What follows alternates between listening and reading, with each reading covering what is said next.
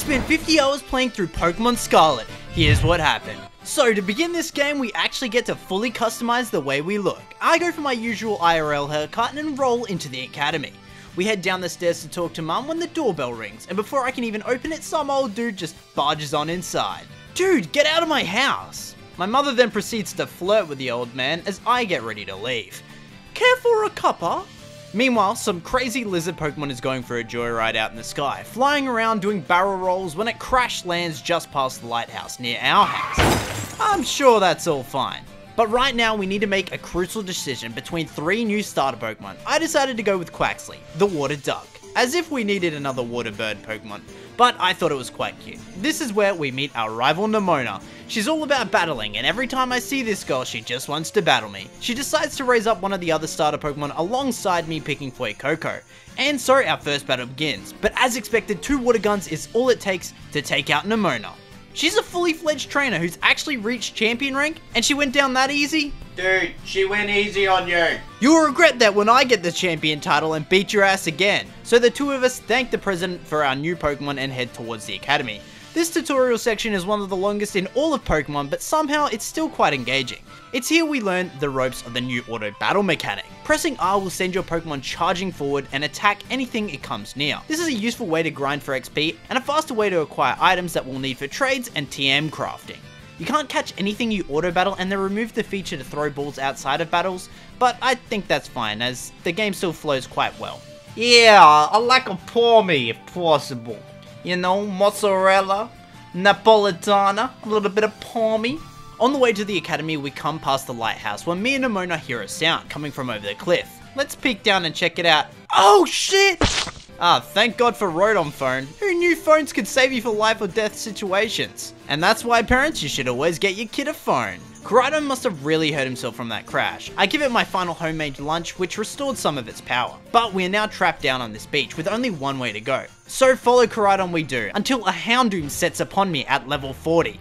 But Koraidon steps in and blows Houndoom away. Thank God. But it sends hordes of its offspring after me, and so Koraidon grabs my ass and gets me the heck out of there. Hey! Up here! Quick! You can stop manhandling me now. It's here we run into Arven, who is a measly little Squirvet. Once defeated, we find out for some reason he has Koraidon's Pokeball. The mystery thickens. And for now, I do a little exploration, catch an amazing Paldean Wooper, isn't he the cutest, and head into the first town, bringing my first hour to a close. Man, it's hot. Just what I needed. So food in this game can be made at camps or bought in stores. These will give buffs to different things depending on the food. For example, this ice cream increases XP gains for water types, which will help me level up Quaxly. But they can also give other buffs, like improving catch rates and battle power in raids. So from here, I head up this path and explore for a little bit, battling every trainer I come across, and turns out if you battle enough trainers in each area, you get a reward. But that's it for the intro area. For now, at least we arrive at the main city entrance. Oh, look who it is, Nemona! She stepped up her game a little bit for this battle, battling me with 2 Pokemon instead. Her Fuecoco goes down just the same, but we get our first look at terastallizing. So chucking this little crystal ball which smashes onto the Pokemon doesn't actually hurt it, but instead crystallizes it and gives it a cool hat that is dependent on the Terra type of the Pokemon. Normally all Pokemon have the same Terra type as one of their regular types, but we can find other ones with other Terra types, meaning we could transform our Grass type into a Water type, for example. But for now we have to deal with this Pawmi. Thankfully I picked up Wooper along the way, and since Pawmi can't hit me with its electric moves, we can take it down easy peasy with a Mud Shot. Ah, the big city. There's a lot to do here, like buy new cosmetics for our character, buy food, and buy some battle items. But as we were out exploring, we run into this kid with the cutest Eevee backpack. Oh damn, I hope I can get that. She's being asked to join some college frat group named Team Star, and they're not taking no for an answer. So we battle one of them in a battle before Nemona interrupts me and gives me the Terror Orb, which will let me terastallize now. So we test it out on Grunt B here, and oh, this thing's pretty good. Hasta la vista! Oh, I get it, because star, hasta la vista. Okay. Well, my mum sent me to live here in the dorms of the academy, so I might as well settle in. What's with this school? There's a wide range of age groups in this class, not like any school I ever went to. So for the next couple of days, we spend our time taking some lessons and getting some missions from various people. For example, we run into Arven in the cafeteria, and he's got a special book which details information on Titan Pokemon, which supposedly have an incredible ingredient hidden in their den that can heal even the most damaged Pokemon. Our phone is then hacked by some mystery person who tasked us with taking down Team Star for some reason, and I agree for some reason, I don't know why. They're apparently plotting to take down the school or something, so I guess we can help with Operation Starfall. And finally, the coolest mission of them all, collecting all the gym badges and becoming the champion. Ding dong, RJ to the principal's office. Ah, shit, what have I done now? This game is getting too real. I was always in the office when I was at school. Detention for a week. Ah, some things never change. Well, now it appears the tutorial is finally over and we can head out into the open world to find our own path. What will we choose to do first? Take on a gym, find a Titan, or take down Team Star? These two and the mystery phone person all have different opinions, but I'm not going to pick a certain path. I'm just going to head out and see what we run into. The first of which is another new Pokemon that really interests me. Nacli. Isn't it cute? Dude, it's just a salty rock. Yes, so he's a cute salty rock. We then find some weird stake in the ground with a bell on it. I decided to pull it out, but I didn't find out what this actually was for countless more hours. Next up, however, was our first Raiden, and well, this Shuppet terrestrialized into a normal type, meaning my fighting type moves would be able to hit a ghost type. Kinda cool, but also it was a level 2 raid which my Quaxly was not ready for. So our first raid battle ends in defeat, as we go around collecting Pokemon for our decks and exploring the land. While battling some trainers, my starter evolves and I'm not sure how I feel about this thing, to be honest. I then find the chest ghost Pokemon named Gimmighoul, who I thought was going to be really cool, but he learns barely any moves until it evolves, and in order for it to evolve, I need to find 1000 Gimmighoul coins. Each Gimmighoul chest drops 50, so obviously this would take a while to accomplish. But while exploring the chasm, we stumble upon our first main quest, being Giant Crab. I have crabs. Ill, bro. I don't need to know that. Klawf, the Stony Cliff Titan, is a rock type, so I terrestrialize my Water Duck and deal insane damage with Aqua Jet. Hitting it does increase its attack and defense with its ability, but before we can defeat it, he runs away to his cave. He powers up with the special herb Arven is looking for, and Arven arrives to help me in battle. This time, it does a little bit more damage to me, almost taking out Quaxwell before Arven's shoulder finishes it off. Phew, that was close, but now it's snack time. What the fuck, Karadan? You just gonna munch down on every sandwich I make? God damn. But since this sandwich was made with a special ingredient, it gains some of its power back, giving it a new ability. Would unlock more every time we fed it a special herb. This time, it's a dash, but we're eventually able to fly and climb walls as well. For now, I headed off towards the next town. I'd spend a while here checking out the area, catching Pokemon for my decks, and visiting the next city down as well. But we wouldn't head back here for a bit. First, I wanted to take on Gym 1, and on our way back to Gym 1, I found a new mainstay of the team. Charcadet, okay. This design is awesome, and it being a fire type means we get even more prepared to take on the first gym. Now, before you can battle each gym leader, you have to complete a gym challenge, and in this game, this means completing a different task specifically set for each gym. For this one, it's rounding up 10 Sunflora before time runs out. Some of these Sunflora battle me, but with Charcadet, this is easy. Get into your pen, Sunflora. Forget rounding up sheep, I'm here to round up flowers. Alright, time to battle the first leader. Leading with Petalil, I send in Wooper. We get Petalil half and set up a Toxic Spikes, but it takes down Wooper and recovers its health with an Absorb. So I send in Charcadet and terrestrialize it. This lets me one-shot it with a Fire Spin. Next out is the new Pokemon Smoliv. It's an olive. Oh, okay. Well, let's take it down. Finally is Sudowoodo, who makes this rock Pokemon a true tree Pokemon, making it weak to fire. One Fire Spin gets it to half, and its attack, Trailblaze, does barely any damage, but raises its speed, meaning next turn it actually outspeeds me and takes out Charcadet with a Rock Throw. My Gimmighoul does come in now and stall it out from the poison tick damage, earning us Gym Badge number 1.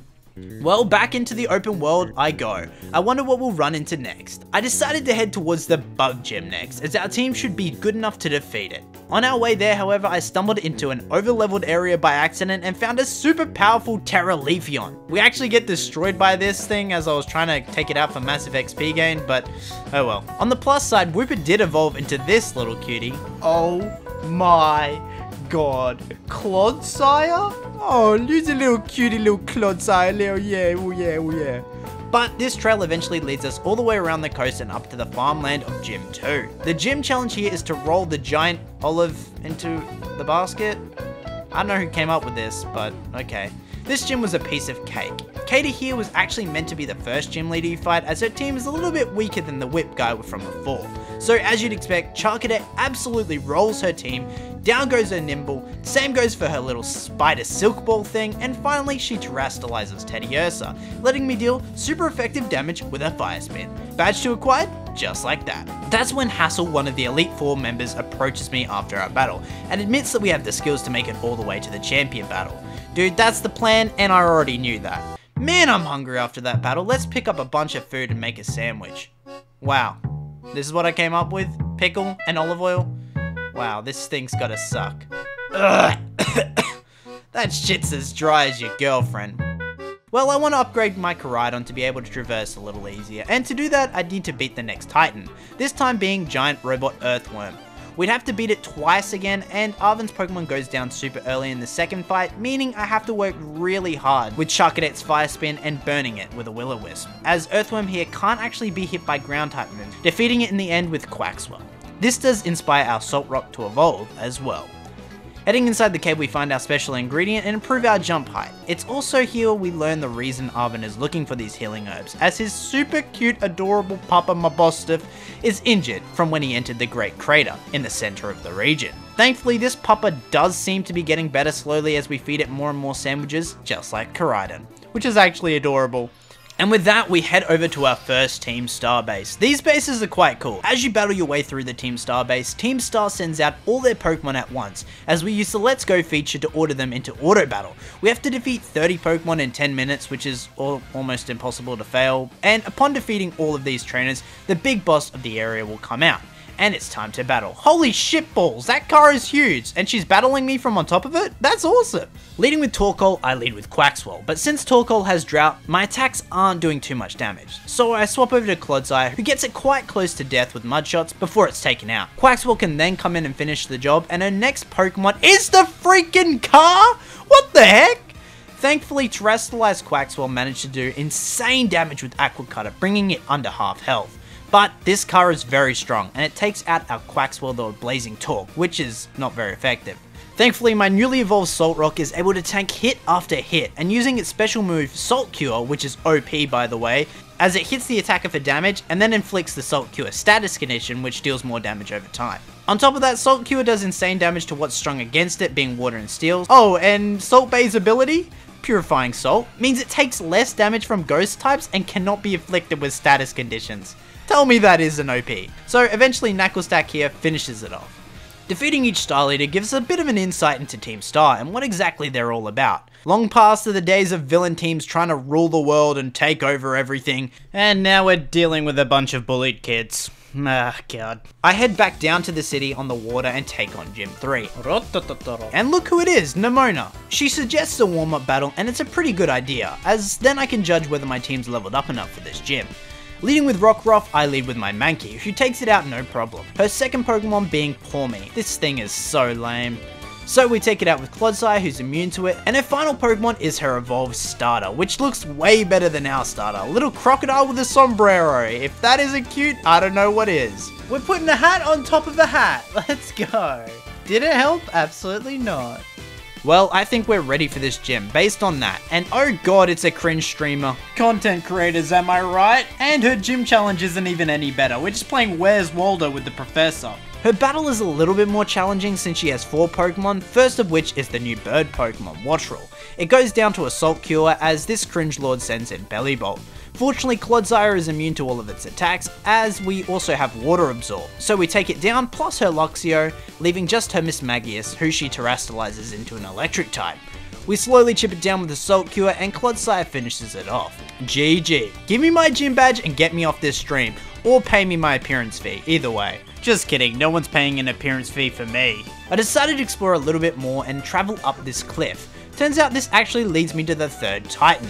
This time it's a giant Stork Bird, and this was the easiest battle ever thanks to Salt Cure. I mean, look at the chip damage we're dealing, plus our Rocky helmet, so good. Aww, I'm so happy Mabostiff is feeling better, it's so cute. Plus, also now we can swim, which is good, as before I was just drowning as soon as I dipped my toe in the water. But I wasn't done yet. I wanted another upgrade, so I headed straight over to Titanfall, which is gonna let me fly, and all I have to do is beat Great Tusk. Whoa, this thing is awesome! It's like some super weird version of Donphan. And damn it's strong. We managed to take it down the first time with the help of Salt Cure and Rocky Helmet again, but the second fight he one-shots Knucklestat, making it a lot harder. Thankfully, Ivan's Scovillain survives for a really long time and takes a lot of hits before Quaxwell can finish it off. Nice! The power of flight is mine! I spent some more time in the desert doing some training and gathering some resources, specifically bronze orb fragments, as some old guy in another town wanted to trade them for something. We also found this weird hammer Pokemon here, which I added to the team for now, and so after training up the team a little more, I headed over to the old man and trade my bronze orb fragments in, and receive a set of armor that somewhat resembles Charcadet's evolution. So I slap the item on him and he evolves into Armarouge. Pretty badass, not gonna lie. You know what else is badass? Subscribing to the channel and smashing like on the video, because for some reason over 90% of you guys watching aren't subscribed, and I don't know why. Plus it'll really help me out. I appreciate it. From here, I head off towards the second team starbase, and on our way there, I find a Salt Bay that can Terrastallize into a Ghost type, which could be pretty advantageous for us. Since our ability weakens Ghost damage to us, I can replace my original one with it, and holy shit, Water Garchomp level 65, get me the hell away from this thing. Once again, we send out our Pokemon to attack the waves of Pokemon Team Star sends our way in order to get to the boss DJ. Okay, yo, this is actually pretty cool. I'm vibing with it. We're a bit over level here for this fight as Armarouge one-shots his Pawniard. This leaves just the Carnow, who takes a lot more damage even though it's only level 20, so I swap to Primate, and with the weight of this giant car, one low kick is all it takes to take it out. But the plot thickens as we find out Team Star aren't as bad as they're made out to seem, but I wonder why everyone hates them so much. Gym 4 is in the desert oasis town and just so happens to be a water gym. But the gym challenge is a bit funny as the old guy left his wallet at the gym and he's headed to the markets. So our job is to get his wallet back to him before the market starts. Which of course we do, but he makes me enter the bidding war for some legendary Hoenn seaweed, which ends up going for over $50,000. Shit! For that price, I should be going to Hoenn and farming this shit myself. Well, with the challenge passed, we can begin our battle. He has a really cool new Pokemon named Veluza, but I had a cool strategy for this fight. First thing I do is Terrastallize my Salt Boy into a Ghost type, and deal increased damage with Salt Cure. Now all of its water moves would no longer be super effective against us, and a few turns later we take it out. We also managed to take out his Wugtrio with the same strategy as we had dropped to red. I swapped to Primate to do a little bit of damage before it goes down. Salt Bay then manages to outspeed his Crabominable, landing the Salt Cure before our boy goes down, but tick damage is enough to win us the fight. Damn bro, you need to do something about that eyebrow. Hey guys, I'm a dolphin person, I guess. Epic. Now I wanted to get some more drip for my character, and something that's kind of disappointing is that from what I can tell, you can't get any new clothes. You can change between different seasonal uniforms, but I feel like this is a really missed opportunity. So I did the best I could and bought this new sparkly bucket hat and phone case. Dragon case? More like dragging these nuts across your face. Got him. Look at these sweet ass glasses, bro. I wanted more drip, but I'm out of money. I guess I'll need to come back later. Alright, time for Gym 5. And this gym is a normal type gym with a really cool puzzle, which you actually have to use maybe 5% of your brain to figure out. What we have to do is order the secret meal in the famous restaurant, and beating all the other gym trainers will give you a hint as to what that item is. While doing this, our starter finally evolves into his final form, and Quaquaval. Quaquaval? Okay. I think my duck might be, you know... Anyway, once ordering the correct item, all the customers eating in the dining room get kicked the fuck out because it's battle time. And the man who starts you off on figuring out what the secret item is, battles you as the gym leader. His first Pokemon is Kamala, which puts me to sleep as I raise my attack stats 2 stages with Work Up. Oh, sexy flip. One shot. See you later. His second Pokemon is the Dunsparce, and okay, it's just a slightly longer Dunsparce, and it goes down in one hit. Just as lame as ever. Everyone in the restaurant is disappointed by Larry's battling skills, so he tries to step it up and Terrastallize his Staraptor. It actually does manage to live an Aqua Step, unlike the rest of his team, but we're able to tank its hit as well, meaning we claim Gym Badge number 5. Just like that. Well, apparently Nemona was watching that fight and now she wants to test out my skills for herself. Oh, and who did she bring along? Oh, just the La Primera, which is the top champion in the region. We can't embarrass ourselves, let's win this. And we do, beating her fully evolved Fuecoco Skeledirge. Now that design is pretty sick. You scared or what? Well, I think it's time to hit up the last Titan Pokemon and restore Mabostiff and Koraidon to full health. Apparently we'll find some dragon Pokemon here, but I couldn't find it for the life of me, as I searched and searched until I found this little sushi fish, which was slightly bigger than all the rest of them. When I went to battle it though, a Dodonzo, the new catfish Pokemon, just gobbled the thing up, and we had to battle that instead. Saltcure once again is a gigantic help in defeating this water demon, and as always the thing runs away, as Arven catches up with me and we battle it again together. Taking it down again forces it to spit up the little Tatsugiri it ate before, and surprisingly Arven's Greedent made it all the way through the first fight, and the two of us lowered the sushi fish to red in just one turn. The following turn we finish it off with another Rage Fist, and with that Koraidon can now climb walls. And oh my god, I'm so happy Mabostiff is healed, this is so wholesome.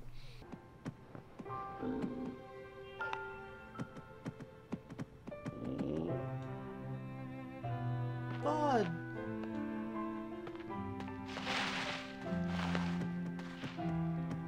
Aww.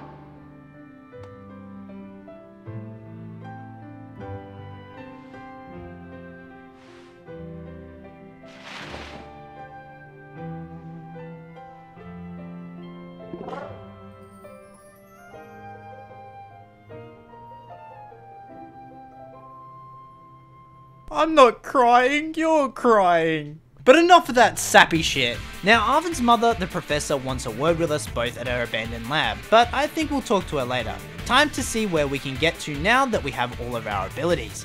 This cave is pretty cool. I find an Umbreon just chilling and the new pseudo-legendary Pokemon Frigibax. I decided to add it to my team to see what its final evolution would look like. But to take on the next gym, I'll need to get a lot of training in. So I battle a bunch of trainers, and to my surprise, my Primeape actually evolves into the best new Pokemon ever, Annihilate. Yes, the name is as cool as the thing looks. This is like freaking Goku, man, going Super Saiyan, except not yellow, obviously. I think I'm still a little too underleveled for the next gym, so I'll take down this Team Starbase instead.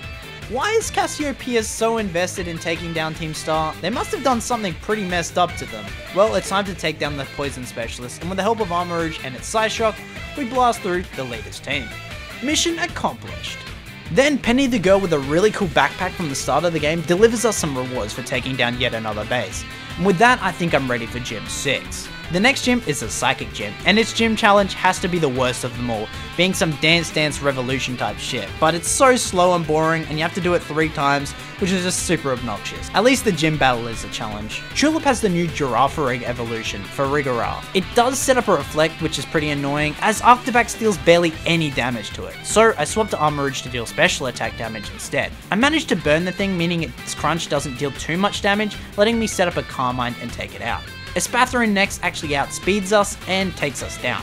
I send in Quaquaval next, who does some decent damage with the Aqua Step before it's taken out by a Psychic, and then Arctibax lives on just 1 HP, taking out the Emu thing with a bite. Now it's Annihilape's time to shine. Rage Fist, its signature move, builds up damage each time it gets hit. So 2 Rage Fists later, we take out Gardevoir and a final Pokemon Florges appears. I wouldn't terrestrialize that if I were you. Okay, your loss. Rage Fist? Hey, Gym Badge 6 acquired. After defeating the gym, I went back to explore more of the world, and what did I find? That Toxtricity looks weird. Is this a shiny? There's no way it is, right? It is! What? Shiny Toxtricity! What?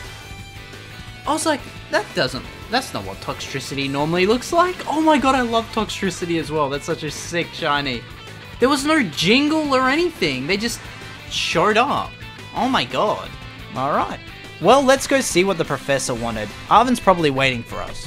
What? We took such a detour and yet we still beat you here? Okay. It's really weird because normally you see the professor first thing, but in this one we are still yet to meet them and it's been 20 hours. She asked us to join her in the Great Crater in the center of the region, but students aren't supposed to enter there under any circumstance. Apparently there's an important enough reason for us to go down there though, and a lot of powerful Pokemon live there. So to ensure that we're up to the challenge, Arven challenges us to a fight. And holy, what the fuck, his Pokemon are just a couple of levels above mine, so maybe we should come back later. Well, that was brutal. We should probably conquer all the other gyms and Team Star bases before taking him on again. So, first on the list is the Ghost Gym at the top of the Snowy Mountains. The gym task is cool enough, being the first instance of double battles in the game, as we build up the crowd's excitement for the gym leader's show. I ended up replacing Clodsire and Quaquaval here with the shiny Toxtricity and a Bishop I found earlier. This is another double battle, and as we bring her first two Pokemon down, she turns up the beat, raising the dead dogs to life. Oh yeah, let's go! Oh, he's so cute! Although everyone's having a good time, we do manage to defeat the rest of her Pokemon, no issue, thanks to Armarouge and Toxtricity doing mad combos together. Well, I think it's time to destroy the last two Team Star bases, and the first of which was the Fighting Specialist. Damn girl, I don't know what you're wearing, but alright. So I lost this fight a couple of times as we're a little bit under level. I made it to the final car Pokemon every time, but the thing would always shift gears, raising its speed and attack turn after turn, and then one-shot all of my Pokemon. So I went and did some training and beat some dens, and a few hours later we were able to take her down. The battle went a little like this. Leading with Toxicroak, I lead with Garganacl, and set up Stealth Rocks. Toxicroak gets us weak, but we take it out with an Earthquake. Passimian next, I swap to Annihilape, who takes it down after taking a few hits from Passimian, raising our Rage Punch damage. Her Annihilape here is then one-shot by Rage Punch as well, as she sends in her Lucario. We take that out with a close combat, leaving just the car yet again. Surprisingly though, it doesn't attack me for 4 turns, letting me get it to red as it uses Shift Gear to max out its stats. It then takes down all of my Pokemon but Toxtricity, and it misses its attack, letting me finish off its last bit of health. Damn, that was close. Well, that's 24 hours in the game, one whole day, nearly halfway there. Well, let's go see how hard the final Team Star base is in comparison. Oh yeah, we did it out of order. It makes sense why that last battle was so hard.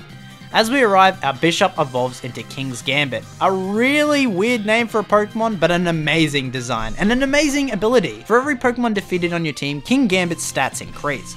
We rush through the base, decimating all of the fairy Pokemon with our squad until making it to the final admin.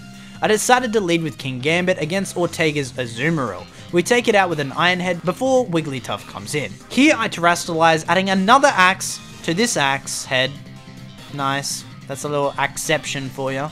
Needless to say, down goes Wigglytuff and his next Pokemon Dachsbun, leaving just the car. And since all the cars match the typing of the trainer, we take it out after just 2 Iron Heads. It's here we find out that Team Star never really did anything wrong, and instead just defended themselves from the bullies and got in trouble, as they accidentally made all the bullies leave the school.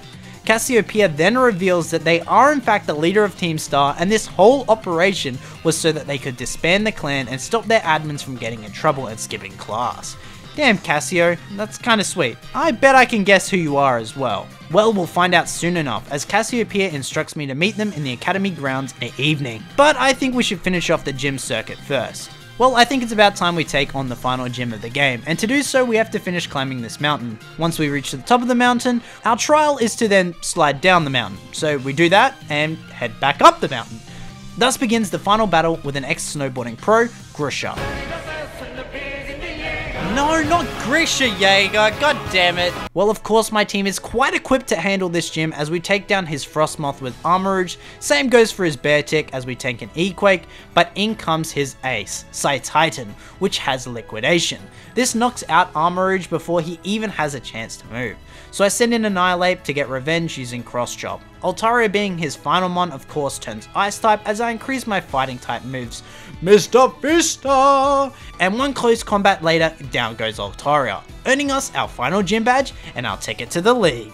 Nemona is super psyched for us as she may be finally able to battle us at full strength, but she's gonna have to wait. Before I go and beat the league, first let's go deal with Arven. Taking down his little Greedent wasn't a problem thanks to a Cross Chop from Annihilate. Scovillain in next is taken out by Excalibur and in comes the Salt Demon. I deal as much damage as I can with Glaive Rush before it goes down. King Gambit finishes it off on the sub-in though, and we eventually make it to the cutest puppa ever, Mabosstiff. And down that thing goes after some salty action from Garganacl. I'm sorry Mabosstiff, it had to be done. Alright, well even though we beat him, he thinks we're still not ready to go down into the crater, and I should probably recruit someone good with technology and a really skilled battler. Well, I guess it means we have to go and take on Cassiopeia now and beat the League before we continue this quest. So after picking up a few battle items like the throat spray and the wise glasses, I head over to the academy to find Cassiopeia. And what do you know, it's Eevee Backpack Girl, whoever saw it coming, literally everyone. She has a full team of evolutions, which is quite cool, but also super easy to beat. In defeating her, all her admins arrive to thank her for all that she did to try and get them out of trouble, and the director pardons their actions, and actually asks them to carry on with Team Star, creating a new way for trainers to train their Pokemon. Pretty cool. The cutscene for this was like an hour by itself as well, so thank God that's over with. Well, after training up my team a little bit more, I think it's about time we tackle the League. And guys, when I say this, I seriously mean it. This was the worst League in any Pokemon game. The music here is absolutely horrific. It made my ears bleed. It is seriously that bad, and the Primaris theme is just as bad. All the battles here are extremely boring as well, not because I was over leveled or anything, but when you get here, you'll see what I mean. Also, you can never re-challenge the League again, and that's probably a good thing. You hear this god-awful, like, pulsating background music? Yeah, that's the battle music. To get into the place, we have to answer these stupid questions as well, and I'm not even going to fill you in on the battles. Only interesting thing is that this child is an Elite Four member somehow, and Larry, the normal gym leader, is an Elite Four member as well. Once we take these four down, we make it to the champion battle, and this is way more difficult and comes right down to the wire. Getter leads with a Spathra, which takes down Annihilate before it gets a chance to move. Swapping to King Gambit though, it sets up a Reflect, which is obnoxious as it means it takes 2 Koto Cleaves to take it out.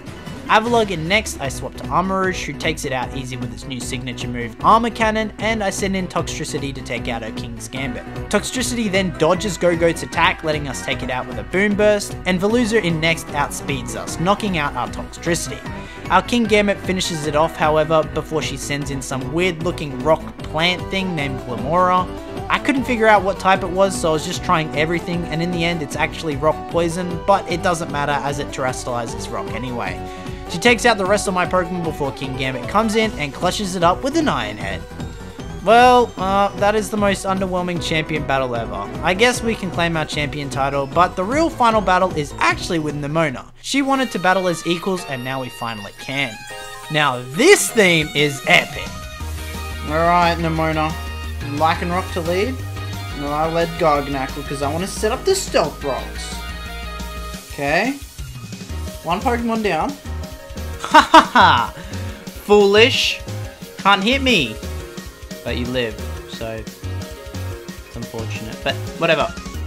Oh shit! Wait, that smells different. It has three extra things. Alright, let's go for the Salt Cure on it. Because I don't... Oh, wait, it's Dragon Rush? Wait, is this a Dragon type? That's epic if it is. I'm gonna take it out with a close combat. I don't want to miss and us take unneeded damage. Nice. Let's go for a Glaive Rush. Is this gonna one-shot me? Ooh, almost. We one-shot you. We took a lot of entrance damage though, so that's good. Okay, that does no damage. Great. Oh, okay. But at least our Raytress will do a little bit more this turn. Should do decent damage. Fracha! Hey, let's go!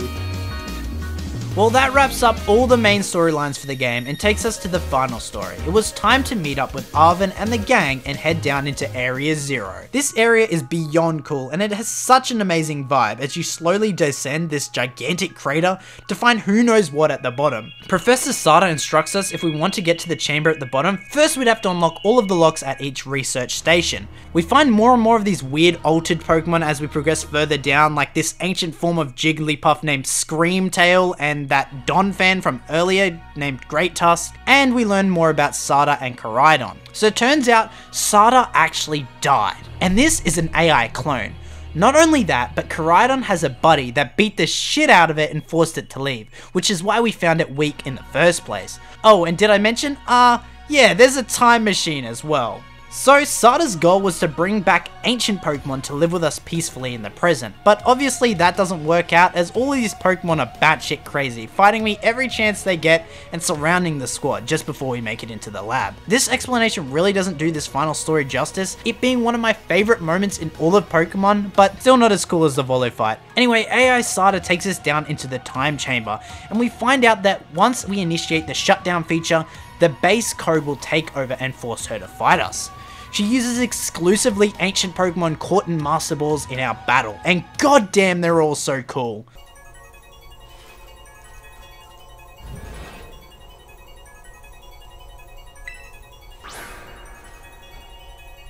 Oh shit!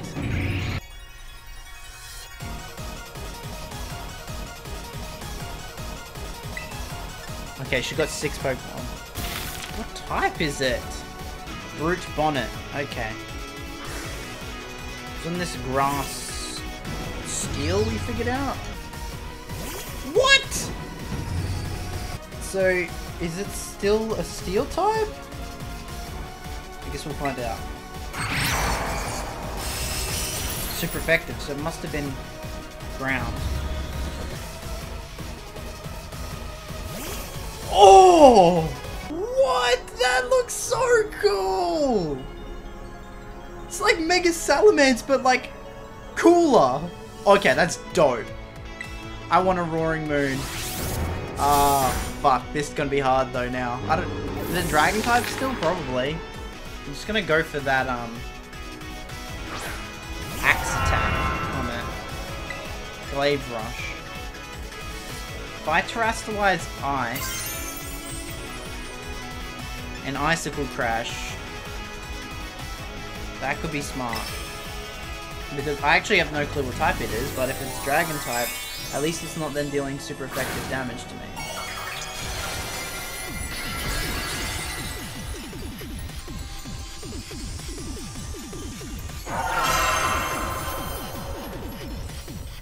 Dragon Claw, okay. Does one shot, okay, good. Icicle Crash, deal decent damage, please. Ooh, let's go! Still Dragon, that's good. Dope. Wait, what?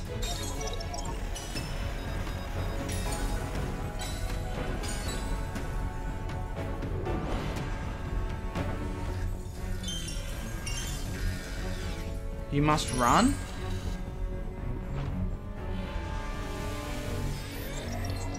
AA started Disable Paradise Protection Protocol initialized. They locked all of our Pokemon out as well. You are challenged by Paradise Protection Protocol? Oh shit. Koraidon. Shit. Oh damn! Ah shit. You can't battle without a Pokemon on the field. Well, true, our Pokeballs won't work here. How are we even supposed to battle? My Koraidon. You can do it, my man!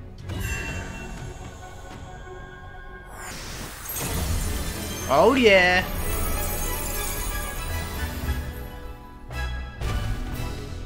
My boy! Terastallize. It's Terastallize Dragon. Oh! Then we can Terra Blast Dragon. Let's do that.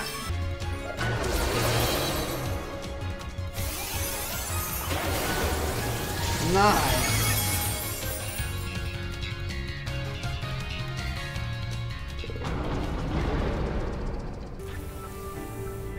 Oh, she took the book with her?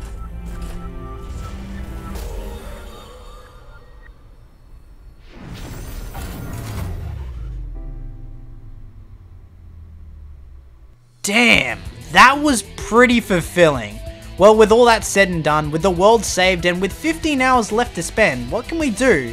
Well, first off, we can go and catch all those ancient Pokemon in the cave and add Roaring Moon to the team. We can then re-challenge all the gym leaders as a task for Geeta. It's fun to go back through and fight all the gym leaders with 5 Pokemon and them having their updated teams. Well, that takes us a couple of hours to do, and once that's all done, it's time for the Academy Ace tournament. First we have to fight Arven, second we fight the homeroom teacher Jack, thirdly we fight the stupid dance girl from the psychic gym, and finally we rematch with the champion. At least the theme's a little bit better this time. Well, it's probably time I actually went to class. And in one of the backgrounds to the class, we actually see Professor Laventon. That's pretty cool. And this teacher actually lets us in on some information about some long forgotten Pokemon that the old king of Paldea used to own. And to free them, we'd need to release all the 8 seals connected to each vault. And goddamn, this would take me forever. Since I was playing just a tiny bit early, shh, don't tell the Nintendo ninjas. There was no guide for me to follow, so I was forced to search for hours and hours just to find all 32 of these. But after releasing all the seals on all the vaults, we unseal these beasts and catch all of them. And these designs are actually really cool, and their battle theme kicks ass. Oh my god, goddamn, I love it. My favorite theme through the whole game. Game Freak, I think my Houndoom's broken. Don't worry, Houndoom, I'll save you if you stay in the ball. No, you'd rather drown? Okay.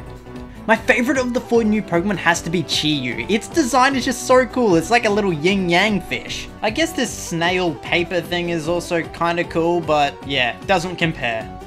Well, now what? We've still got 2 hours to spend. What should I do? I know, I'll perfect my sandwich making skills.